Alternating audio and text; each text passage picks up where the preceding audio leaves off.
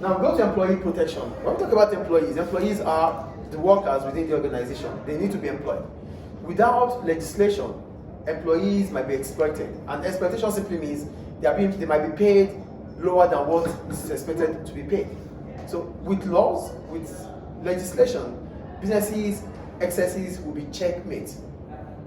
So businesses will be checked and balanced when it comes to dealing with their employees.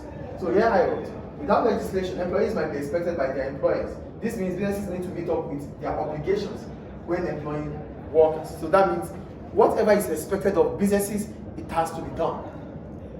And with laws, they will be forced to get it done.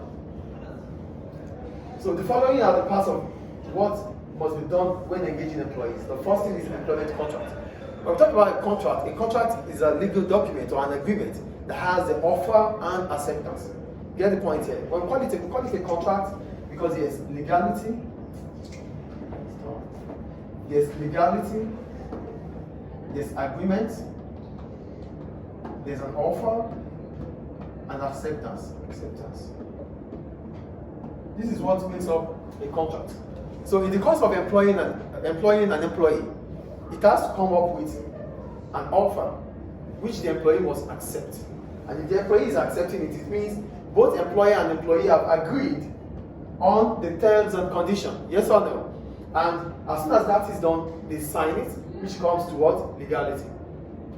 Do we understand the contract here? So one of the requirements of employing workers is employee legislation, employee contract. So employee contract has to be signed before an employee is engaged. So that means both parties have agreed on the terms and conditions at workplace. Do you understand the employment contract here now? Great. The second one is discrimination. Businesses have to make choices when recruiting employees. It is important to choose the most experienced and qualified candidate. This is a legal discrimination. Discrimination is important because there's always going to be one person better than another, yes or no? But if you have chosen someone, an employee, based on the fact that he or she is experienced, qualified than the other, then that is legal.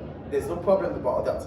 But when you start choosing an employee based on religion, gender, age, then it becomes discrimination, which is illegal.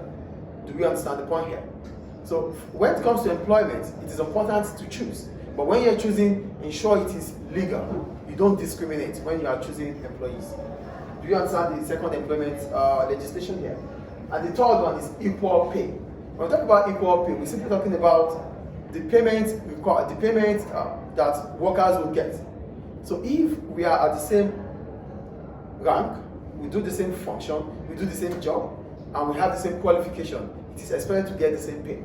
So if an employee is going to get more than another, it should be justified.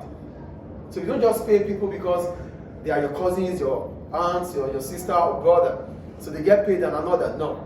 Whatever payments you do, and whatever payment you give to an employee, it must be justifiable. So these are all what we call employment legislation. Any question about employment legislation? No. So the next lesson is going to be on how employment legislation affects businesses. Thank you.